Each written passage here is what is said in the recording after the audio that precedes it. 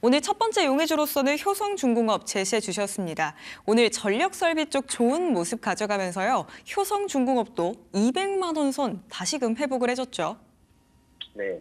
우리가 이제 AI 시대의 이제 폭발적 성장을 이야기할 때는 가장 먼저 떠오르는 것은 사실 GPU죠. 근데 하지만 이제 AI 산업, 진짜로 심장은 따로 있습니다. 바로 그 수천 대의 GPU가 숨을 쉬고 연산을 버티고 이제 기업들이 혁신을 이어가게 만드는 전력 인프라인데 이 산업의 기초 체력을 책임지고 있는 기업, 그리고 단순히 이제 전력기기 제조사가 아니라 국가와 산업의 전기를 흐르게 만드는 회사가 바로 효성중공업입니다. 우선 효성중공업 같은 경우는 지난해부터 올해 6월 달까지 연간 10억 달러 이상의 수출, 그러니까 전년 대비 한 25% 이상 성장을 하면서 10억 불 수출의 탑 수여를 받았죠. 이는 이제 단순히 판매가 늘어난 수준이 아니라 전력 인프라 시장에서 효성의 기술력을 글로벌이 인정을 했다라고 볼 수 있습니다. 회사는 이제 현재 80개국 이상의 전력기기를 공급을 하고 있고요. 특히 이제 미국과 유럽과 같은 선진 시장에서는 초고압 변압기, 리액터, 차단기 등 어떻게 보면 핵심 장비를 토털 솔루션 형태로 제공해서 압도적인 시장 신뢰를 확보를 하고 있는데 미국에서는 AI 데이터 센터라든가 전기차 전력 증가 흐름에 발맞춰서 공급을 공급적으로 늘리고 있고요. 유럽 역시 스웨덴이나 영국이나 독일 등 주요국으로 수주 영역을 확장을 했습니다. 국가별 요구에 최적화된 솔루션이 바로 이제 소상중공업을 글로벌 전력 인프라 기업으로 올려놓은 핵심이다라고 볼 수 있고요. 그리고 이제 AI 산업이 폭증하는 이 시점에서는 데이터 센터는 당연히 이제 국가 성장 전략의 핵심 인프라로 떠오르고 있습니다. 하지만 이제 데이터 센터의 시작은 GPU가 아니라 바로 초고압 변압기와 이제 변전 설비 확보가 1순위거든요. 근데 이제 대형 데이터 센터 같은 경우는 이제 154kV 그리고 345kV 초고압 송전 선로에서 직접 전력을 끌어올릴 수 있기 때문에 내부에서 이제 전력을 낮출 수 있는 대형 초고압 변압기의 수요가 기하급수적으로 늘고 있습니다. 효성중공업은 이미 이제 765kV 초고압 변압기라든가 800kV 그 초고압 차단기 등 글로벌 최고 레벨의 장비를 보유하고 있고요. 미국 송정망이 설치된 이제 765kV 변압기의 절반의 효성이 공급을 따냈듯이 최근에 이제 미국 전력망 운용사로부터 2천억 원 이상의 대규모 수주를 따낸 것도 이러한 기술력의 결과다라고 볼 수 있습니다. 미국은 이제 향후 10년간 전력 수요가 25% 이상 증가할 걸로 예상을 하고 있고요. 이 구조적 성장의 정중앙에 효성중공업이 있는 겁니다. 그리고 이제 향후 전력 인프라의 대세는 HVDC, 초고압 직료 송전이죠. 극장거리 송전에서 전력 손실을 최소화하고 재생에너지 연계가 가능하기 때문인데 하지만 이제 HVDC 같은 경우는 전 세계 소수 기업만 보유한 초고난이도 기술이고 효성중공업은 1,000억 원 이상을 투자해서 우리나라 최초로 전압형 HVDC 독자 개발에 성공을 했습니다. 이미 이제 양주 변전소에서 200메가와트급 시스템을 성공적으로 설치를 했고요. 현재는 경남 창원에 3,300억 원 규모의 HVDC 전용 공장을 짓고 있죠.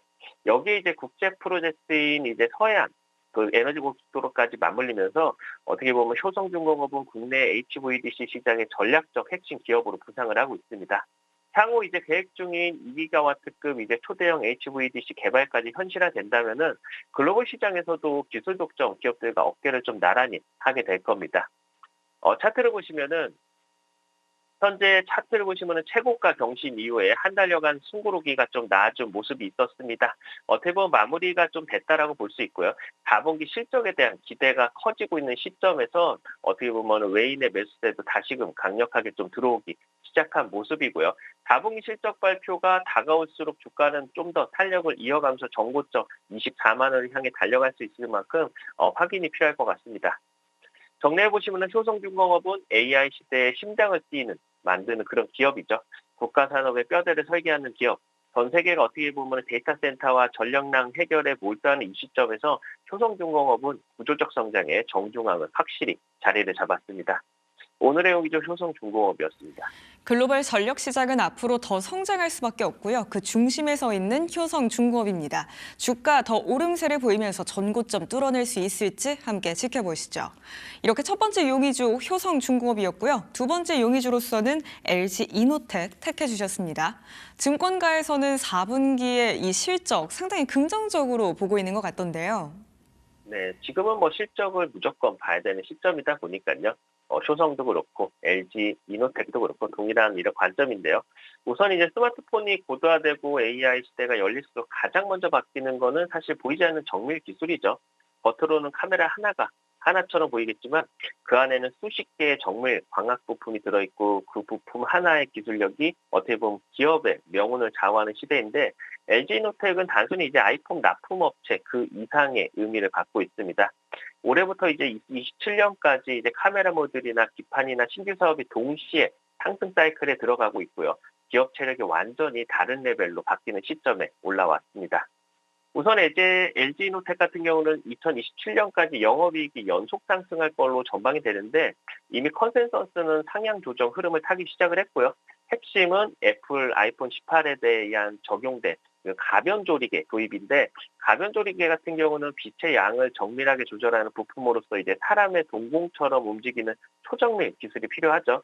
이 부품이 들어가는 순간에 이제 카메라 모듈의 복잡성과 그리고 이제 부품 수가 증가하면서 평균 판매 단가가 그 구조적으로 상승을 합니다. 이는 이제 단순 원가 상승이 아니라 고정밀 광학이나 액추레이터 기술이 요구되는 영역에서는 LG 이노텍의 이제 특화 기술력이 그대로 이익으로 전환이 되는 거고요. 올해 이제 다분기 영업이익도 기존 추정치를 크게 상회할 것으로 전망이 되고 있고 환율 효과 그리고 아이폰 프리미엄 모델 비중 확대로 믹스 개선이 동시에 일어나고 있어서 LG이노텍의 실적은 한 번의 반등이 아니라 구조적인 성장 구간에 좀 진입을 했습니다. 그리고 이제 LG이노텍의 성장의 두 번째 축은 당연히 반도체 기판 사업의 이제 본격적인 확장인데 이미 이제 PC용 FCBGA는 글로벌 빅테크 기업 두 곳에 공급 중에 있고 서버용 FCBGA 같은 경우는 현재 퀄테스트 단계에 진입을 했습니다. 이 고객사는 이제 인텔이나 AMD에 더해서 이제 엔비디아나 구글 메타 중 한 곳일 가능성이 좀 높다라고 제기를 하고 있는데요.